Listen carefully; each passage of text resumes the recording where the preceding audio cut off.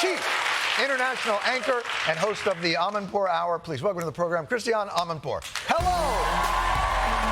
Lovely to see you.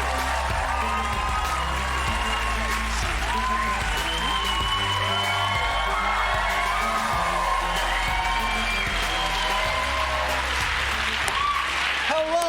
Hi. I wanted to have you on and talk to you. The world is ending.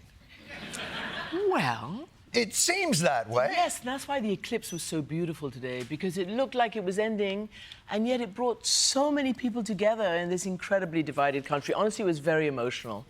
It was very emotional. So, just the answer to this is we just got to do this every day. I think now, so. the eclipse? Yeah, I think. Can't we just pretend? Focus people's minds. Put something over it and just block it on there? What is happening? What is the frustration? You're working over at a, what is the name? CNN. CNN, the big red letters. I've heard really... Most trusted name in news? What?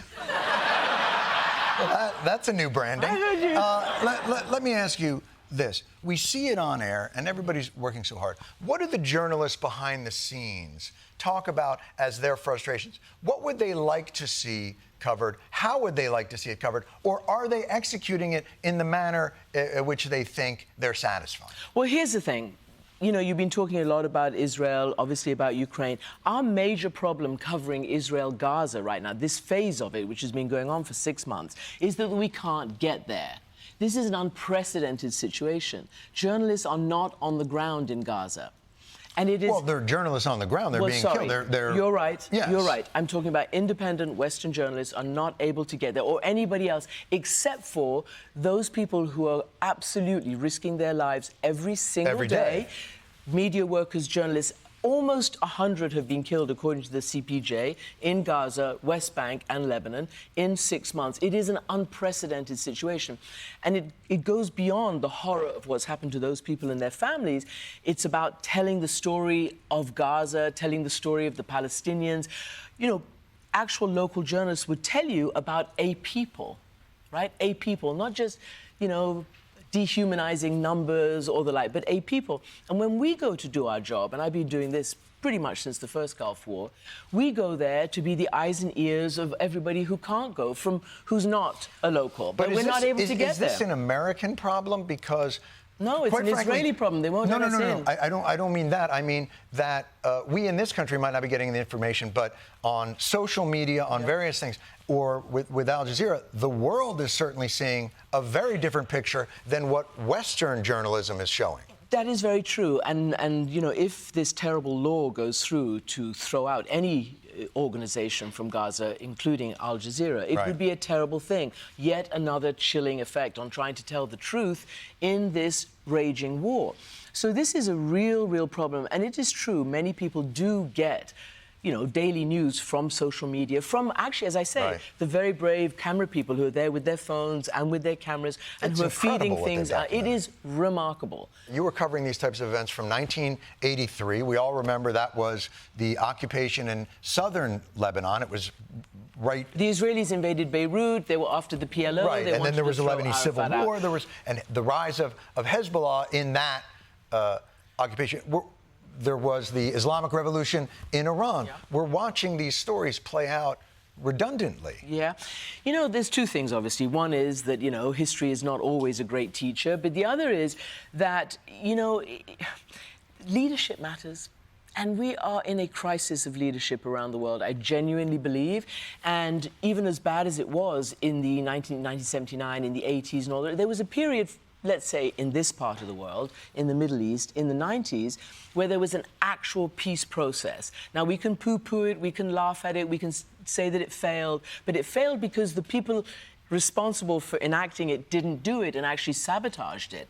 So there have been instances where peace can be forged, where both sides can come together, and it depends on the leaders, you know. But this will take more than both sides. This isn't even both sides. This will have to be a regional peace. Yeah. This is a grinding war with no real... I mean, the idea is, well, we're going to do this until we eliminate Hamas. Well, so you're going to just kill everybody? Like, well, what does that even mean? I mean, look, what is the plan? There are two things, right? Israel was attacked on October 7th, the worst single-day massacre in its history. Of course.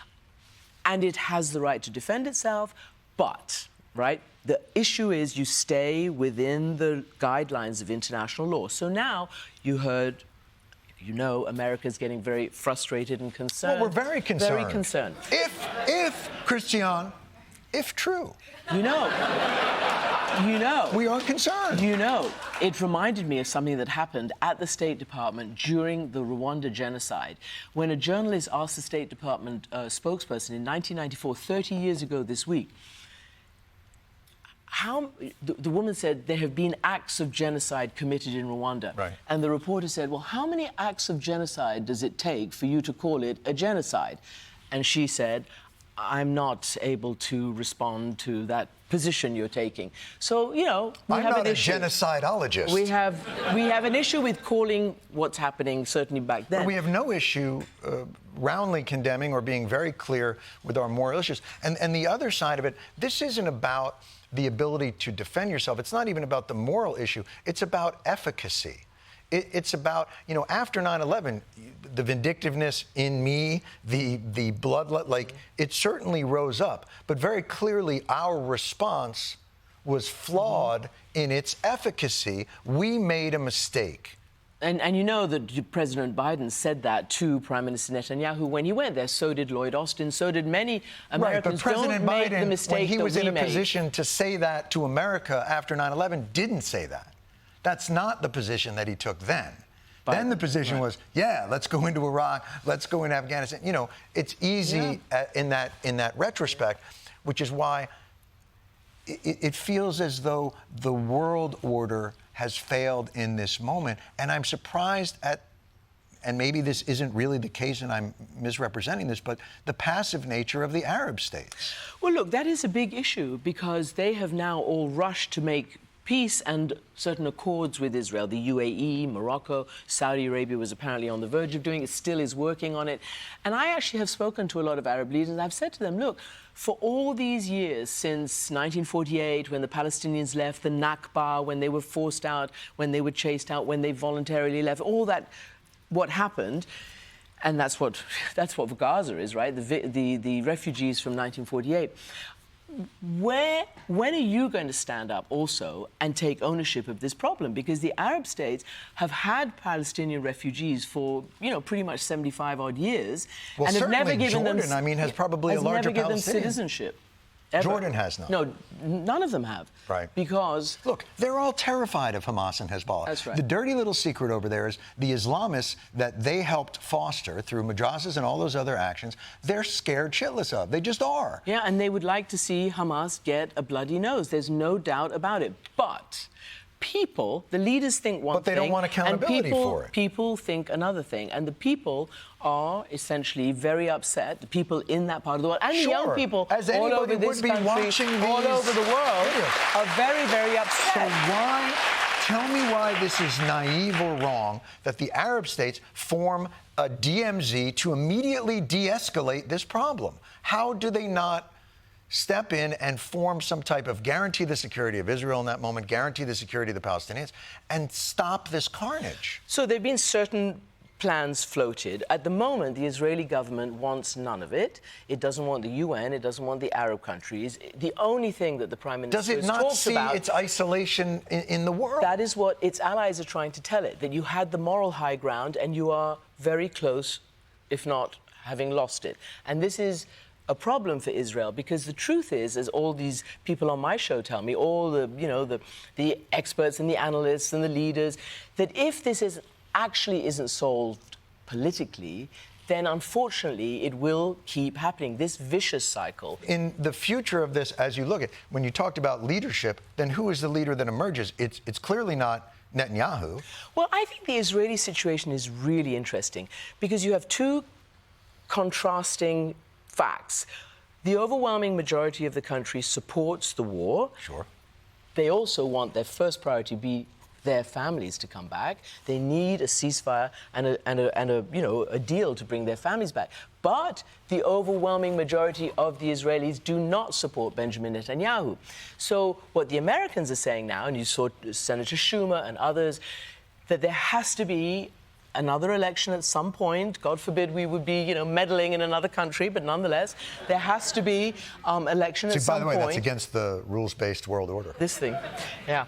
And then potentially, hopefully, open up another real possibility of a negotiated solution that's backed by the Arab states, as you mentioned, by the United States, by Europe, by all the vested But why is interests this not the top priority why is this not the only session that's going on at the UN? Why is everybody not stopping whatever the hell they're doing and hammering this out?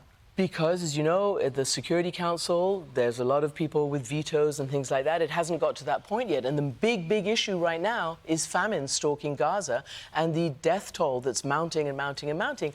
And, even Jose Andres, the chef who you know so well, after the killing of 7 of his, workers, right. He said, I spoke to President Biden and I said, how can you also send weapons and also call for respecting life and the end of this famine? So there's so much that's just... And how can we only respond to this tragedy when it's 7 Western aid workers that are killed? When I heard the figure of children, over 10,000, unprecedented. I've never heard anything like that. Pictures? Of course. They're haunting. And listen, for Jews, this is heartbreaking because, I don't necessarily have that much of a connection there, but there's this idea that, they're sticking it out for all of us because we're not safe anywhere in the world, which, by the way, if that's the issue, that's kind of a larger problem to begin with. I think for Israelis, for Jews, for Palestinians, right. Crucial is that there has to be real leaders who come once and for all and create a peace. And the most important thing also is to be able to converse and discuss. There is nuance and diversity within communities that is not allowed. Absolutely. But why is that not allowed on American? Because everybody's busy cancelling all the time. For today's show? Do you have any idea what's going to happen? But you're always in the thick of it. But I have all these diverse opinions on my program. That's what I try to do. I try to bring Israelis, Arabs, Jews, Muslims, all the interested parties in this particular conflict onto my program to talk. People who've lost family members, whether it's an Israeli or a Palestinian. People who've waged peace, who've tried to wage peace, whether it's an Israeli mother or a Palestinian mother. I have them on my program. Young people who still believe in the peace process, even though it's evaporating before their eyes. They come onto the program, so there is hope. They have to be empowered, these people. And why is the discussion so much more robust in that part of the world? It's always, you can't talk about it in America, but you know where they talk about it? Israel. Yes, they argue about it in Israel. Yes, they do. But to be fair, they do. There's very robust arguments going on. But even they, on their television, are not seeing the full horror of the civilian casualties in Gaza. It's just not. They're just not. So it's very traumatized, as relatives of the hostages tell me. It's still a very traumatized society. And yet, I promise you, this incredible woman, Sharon Lifshitz, she said to me, we Israelis, sometimes the Arabs look at us as if we're all the same. We're not. And we cannot look at Palestinians as if they're all Hamas. They are not.